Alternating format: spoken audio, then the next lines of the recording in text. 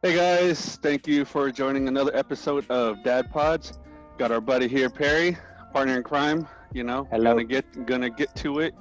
Um, yeah, so another interesting topic. I know it is getting to that point in our lives when summer is coming to a close, and our buddy Perry brought up a very interesting discussion, and I'm sure a lot of parents can definitely resonate with it. So, Perry, if you want to do the Yeah. honors.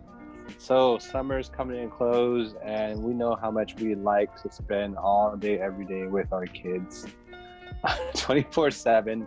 A little bit extended this year because of COVID, but at school's going to start. It's good and bad. Good part is, okay, normally we get them enrolled in school, and then we drop them off, do the normal thing, but it's not normal this year. Nothing is. So we're faced with this dilemma. I don't know about, I'm sure a lot of schools are faced with the same situation, which is, do we, as parents, do we bring our kids back in school with this whole pandemic, and what are the schools offering, right? Like, I think that's in my school district, they're offering basically what I consider a bad option and a worse option, which is, okay, this is for public school, by the way. If you if you want to enroll your kid back in school, there's two methods you can do. You can do hybrid learning, which is 2 half days physically in school, and then 3 days at home doing like a virtual learning / like worksheets. Or you can completely opt out of not going in-person learning at all and do completely virtual learning. But here's the thing: in my school district, for my kid, if you choose the option of virtual learning, you're actually choosing to not be directly connected to the school district. You're actually choosing a completely separate program that's not tied in with the school district. Yeah. That's weird. So, Okay. yeah, it's fucking hella weird. Like, Why would they do that? I don't know. So what does that mean for enrollment and everything? Like, so for instance, after this year, right? You do the virtual learning and everything. How about next year? Like, what happens then? So here's the thing: if you decide to do virtual learning, you have to commit for a full year. You lose your spot at your kid's spot in the school district to be physically at school. So they've told us that if you want to hold your kid's spot, then you have to do the hybrid learning. Otherwise, they're not guaranteed a spot next year. Oh no, that Yeah, puts you in between a rock and a hard place. Wow, yeah, it's that's fucking great. sucks, That is, that's right? great. Yeah. So for our school, I mean, obviously we have that dilemma as well. Obviously, both parents are working, one at odd hours and everything like that. But our options are, again, very similar options, but different requirements or different criteria, if you will. So full distance learning, it's essentially a curriculum that is taught by teachers within the school district still, so it's still affiliated with the school. That makes And sense. if there's any point in time where we decide, hey, we think it's safe, we want to see about putting the kids back into in-person school, we can do that, but we have to wait till like maybe like a quarter is over or half the school is over or whatever the case may be, and then they'll place them if there's room. But if we do full distance learning, obviously the spot is held. So for the See? following year as well, which to me it makes sense, right? Because you're not really Yeah. pigeonholing parents into, oh man, I want to hold my spot. Let's force them into in-person schooling when it's safe. And the Yep. other option is the hybrid option, right? Where it's very similar, where it's like, I think they're going to stagger the days and everything like that with all the students and the teachers. But that plan hasn't really been fully vetted yet. So we don't know exactly how that's going to look. But for what we did, I mean, just because, my Arden, she has she has asthma, and she's more susceptible and everything like that. We opted to place both of them in distance learning, and it was a tough decision because obviously, with full distance learning, it's hard to get anything done. especially when you have to like teach your kids and everything like that.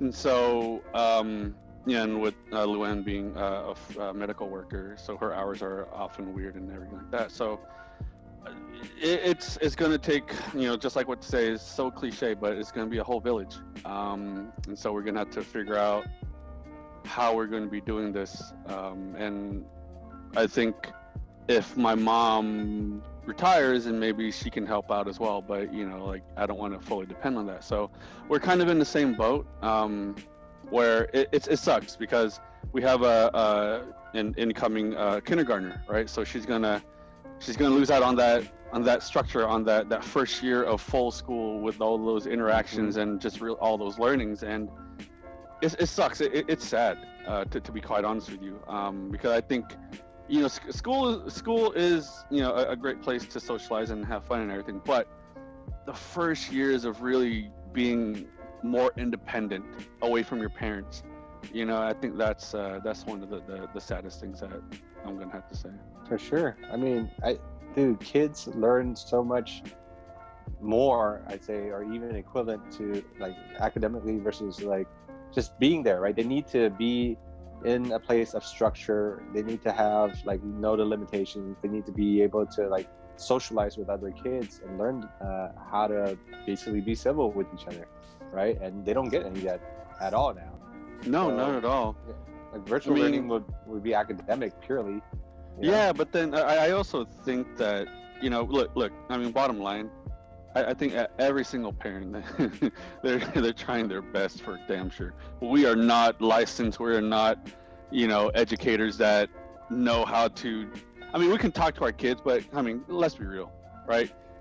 There's maybe only like 2 to 5 minutes where we're talking to them in a calm tone, whereas the rest of it is just like, why aren't you understanding this? Why can't you get this? Like that frustration comes out in your voice like so quickly. And I know we had a few other videos where we definitely praise teachers because they deserve all the praise, but I think at the same time we're not skilled educators. And I just feel, my fear is that distance learning is distance learning. I mean, at least you're getting some form of education, but I just feel that, man, the generation that starts off having to do distance learning, I just feel that there's something that's going to be missing. They're going to grow up completely different, like in so many ways, they're losing out. I feel like they're losing out on like significant amount of like life lessons and everything altogether. And right now there's nothing we can do about it. We can only choose the options that are given to us and maybe like complain enough. But I mean, like it's really tough, and there's no clear-cut answer of what's right and what's wrong. Like I mean, I'm sure the school districts are trying their best. Like I if we had the same options as you, then we would probably take just a virtual learning because we're not worried about like losing our spot. Right. So but they straight up told us, like, if you choose online based virtual learning, you're choosing a completely different system than what the school district is using. There's actually no one tied to the school district that's going to be managing that or teaching it. You're going to have like maybe one teacher that checks in on that once in a while, and then they're going to give up your spot to someone else that's any transfers. Right. So yeah, I guess the curious question that I have is, how would they even begin to grade, and how does that adhere to the school district policies and all that stuff, right? Are they just going based on state mandate? You know what I mean? Like, there's a lot of questions. Apparently the virtual learning is a program that was selected by the board. And what I found out, and this is through Sophia, is that the program is really shitty. It's got really bad reviews. It's not like a Khan Academy or something really like top notch. But like no one ever got a chance to. No one in our school district, none of the parents ever got a chance to say, "Hey, like how about this online based program?" It was just like, here's an online based program. You choose this one. then you're choosing to basically take your kid's spot away from the school district and just be fully online based, at least for a year. Wow. Or you do the hybrid learning, and then you'll save your spot, but then that means you have to bring your kid to school twice a week for 2 half days. Yeah. And then you think about that too, like, I guess me, if we are lucky, especially me, like my job is pretty flexible. So, but think about a single parent or like most working parents that have a 9 to 5. Mm-hmm. They're not going to be able to, get off work and like at 1 p.m. and pick up their kid every day. Not at all. Or not every day, like a couple of days a week. It's tough. So, well, I mean, even then, I saw the schedule that Sophia shared, and I was thinking, man, this is a full schedule. Like you had to keep them on task, like to pay attention and actually focus. Right. Yeah, they're logging on and off 3-4 times a day, and Zoe's 7 years old. I'm not going to expect her to know how to log on and log off by herself 7 times a day. 3 or 4 times a day. Yeah. So it puts us in a tough position. So that's where my gripe is. I mean, it just seems like they're pigeonholing you into a decision, but also on top of that, you kind of think about it. Oh, hold up, I'll plug it too. Sponsored by Stella Artois and Cass. And Cass. Refreshing beverage for a Friday afternoon. Yeah.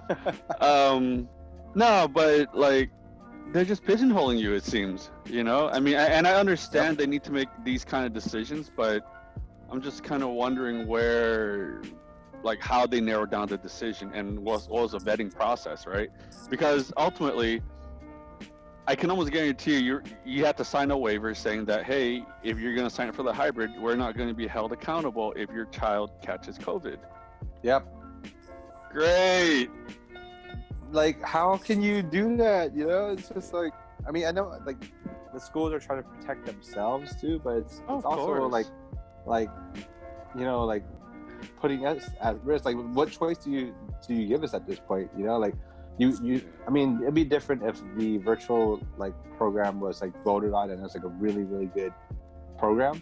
Yeah. Okay, then great. I wouldn't mind doing that. But then at this point, we've been lucky enough to be districted to like the top public elementary school in Daly City, right? But it doesn't mean shit now because like we're all being basically like forced to, like, if we want our kids to stay in that top rated school, then we have to enroll them in a hybrid learning. They are forcing your hand majorly. Holy cow. Like, that's what it's been bothering me. It's just like, dude, like we got shit hand, and so it's like you want to choose virtual learning, go ahead. It's a shitty program, but hey, you know what? At least you don't have to physically be in school. That's like the one benefit. But it's a really bad program, or it's really got bad reviews, and you lose your spot for the next coming year. So there's no guarantee that once things get better, you'll have a spot at the school that you're districted at. Right. So I would imagine that there has to be some form of evaluation period, right? Because obviously distance learning is going to be there for a certain period of time, but there has to be some kind of guidelines to where they can say, okay, cool, you've chosen the hybrid model. We're going to reevaluate after every 5 to 6 weeks and deem it safe or not, right? So for all we know, it can actually be extended even further out, right? The whole for sure. And what's funny is that regardless of which one you choose, the first 6 weeks is going to be completely distance learning, just because I guess they're trying to prepare and like feel it out first. Man. Damn, that's it's just like playing poker. You either go in bluffing or you just fold. Pretty much. If I fold, then then we're sitting out. Exactly. Pretty much. Yeah, I'm like not guaranteed to go back in the next hand. That's the exactly. thing. And that's the. Damn. Yeah. So at this point, like our we both, Sophia and I agree, is like the only decision we can make on this is, like we got to enroll her. We don't want her to lose her spot. For next year. So if they didn't put that in there, distance learning would be a lot easier to make that decision. Yeah, for sure. Yeah. So for us, we opted for full distance learning, obviously because of the fact that our spot is held for next year as well. So it made Mhm. it a little bit easier. But then obviously with doing the full distance learning, now we have 2 kids, so now we have to figure out a lot of other things, right, in terms of technology, scheduling, where they're going to do the learning and everything like that. I mean, these are all like, miscellaneous things that we need to take care of. But I mean, by and large, 2 similar situations, but starkly different as far as circumstances goes with regards to the school district and the schools itself. But yeah, no, I'm sure a lot of parents are having similar discussions, to make the right decision. But I know schools aren't really giving a lot of parents enough time to make that decision, because right now I know some schools are actually going down to the wire like a few days before school's opening, before they actually know what's going on. And I think that's actually kind of crazy. And I was reading on the news in Arizona where they have similar waiver forms where, parents have to sign it, but then it's optional. I'm like, so why is it optional? Like, I don't understand how that can be optional. Yeah, that doesn't make any sense. An optional waiver, you might as well just say no. Exactly. And then, it gives me the right to sue you if anything were to happen, right? Yeah. So I don't know, man. It's such a touchy topic, very sensitive thing right now, to be honest with you. So it is, and I mean, and it just sucks. Like those school districts are giving parents like really little time to make a decision. That sucks, right? Yeah. And then for you and Luann as parents, like having both kids at home, and I mean, like full time for sure, like for a whole year is like, okay, what now? You guys have to, yeah. You guys, you said, like you're not teachers, like, and like, you're also working from home, and who knows, maybe is that indefinite or? Who knows, right? Because the thing is that like my scenario goes multiple ways, right? So it's when Luann's off work, she can teach the girls, I can focus on work, and when she's on work doing the back-to-back, do I take like those days off? Do I have half days? Like, what is it, right? But then also, in the event that, she does catch it, she's going to be 100% isolated in quarantine. So that's 100% me. And I'm like, just it's the stress that comes with it, right? Because I'm just like, I don't know what's going to happen. I don't know how it's going to happen. And, the thing is, though, management and everything, they're always say they're understanding, but they still need results. They still need productivity. And, push come to shove, if it's a business decision, it's a business decision, right? I need to do what's best for my family and make sure that there's continuity there. But I really don't know how we're going to do this. I mean, I was just talking to Luann just like the other day, trying to figure out how we're going to plan everything out. And we really do not know. We don't know. I guess the bottom line is that we won't know how it's going to be until we do it, because this past year we only did with 1 kid, right? But to your point, 2 kids, that's going to be a little different. But I mean, I know other parents who do 2, 3, 4 kids.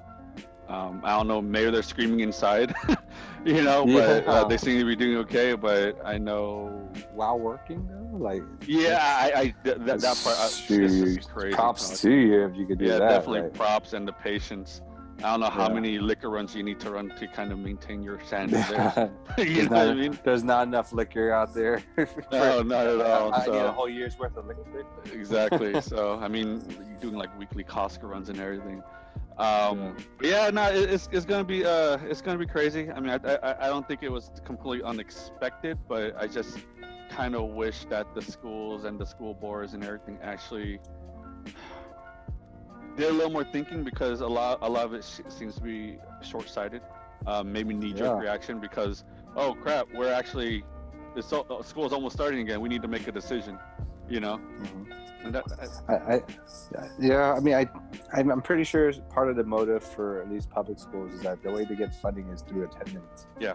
Right. So they want bodies in seats in order for them to get funding and stuff like that, so that everything can like stay afloat. But man, that's like You know, like if that's your motive, you're not taking into consideration like everyone's position, the parents' position, and on this, right? Oh yeah, no, for sure. Yeah, it just sucks, man. Like once they announced that, I was like, wait, hold on. So these are our options? And I was like, this sucks. Like, what can we do? You know, like I know. Like should we just sacrifice our spot and just go full on virtual learning in a subpar system? Right, and see what happens. But then again, I mean, you're not out of district, right? You're still within district, but you would just need to chance it, and for like the following year, right? Yeah, I mean, I don't know how it'll work for the following year after, because they said your spot is not guaranteed. See, that's the part I don't understand, because if that's your assigned school, yeah, you know what I mean? Unless that school is highly impacted, you'll go to an overflow school. But we don't want to do that either, you know. I know. I'm just saying that statement itself, like from the school, to me, it doesn't make sense, because that should be that's your right as a citizen, as a resident of the area.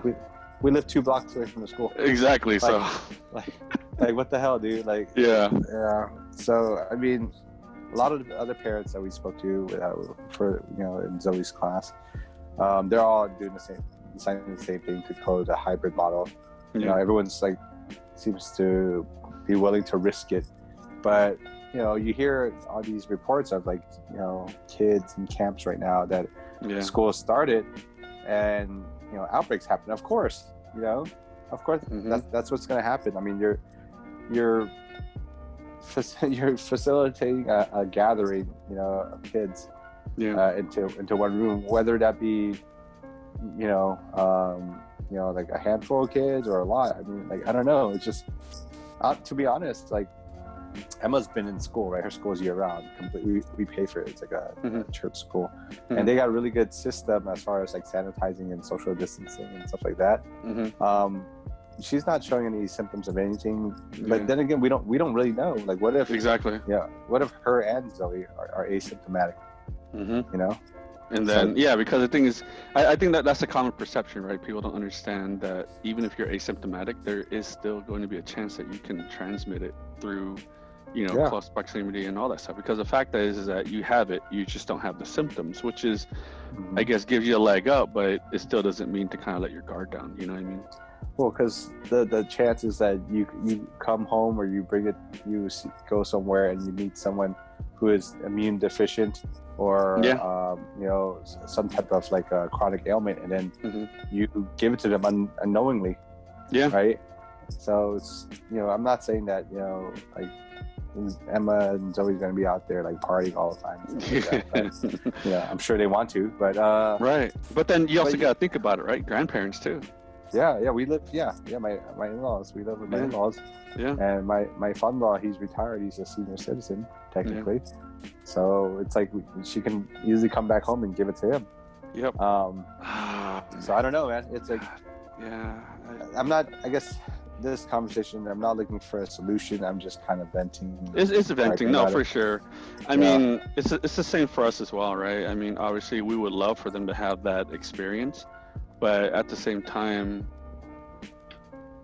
like, you kind of think about it. Wow, at what cost? You know what I mean? But I mean, we should all know this. Like, I mean, the safety of our kids and our family is the number one. Right. If everyone thought like that, and we do too, like, then like virtual learning all the way, which we could still choose, but it's just like when you get hit with all these other rules, like, well, if you do this, then this will happen. You do this. If you do I know. This, then, so it's like dude, they're not making it easy, right? Like, it's but I don't know. I mean, and for you guys, like Luann's a first responder, so like it's even more, I think, like the situation is more sensitive because of that. So it makes perfect sense that you guys chose to do full on distance learning because of that. Because I mean, she's the first degree of exposure, we're second degree of exposure. And I mean, just like you said, right, even if you're asymptomatic, there's always going to be a chance to pass it on. And we're taking all the necessary precautions, you know, as best as we can. But even then, you still never know. Yeah. So, yeah. I mean, I want to know what most people are going to do. What most parents are going to do. You know, like, yeah, I'm very curious as well. Obviously, in our group of friends, there's different scenarios that people go through. There's different mentalities and everything like that. But I mean, for anyone who's viewing this video out there, definitely let us know what your take is on this, because we are racking our brains. I mean, obviously we had to make a decision, but man, what are your thoughts? Yeah, definitely. What are you guys gonna do? What are you guys gonna do? What are you guys gonna do with you and your kids? Because we would love to know, and hopefully you guys could, you know, shine some light on the things that we said. Be like, look, Perry, you stupid. Or so this will work. Hell, this will not work. Yeah. Yeah. But yeah, definitely leave a comment. We're you know, more than happy to interact and you know, kind of have that conversation. But until next time, be safe. See you guys. Fun out there. Good luck on the next school year. Yes, sir. Have a good one. Bye. Bye.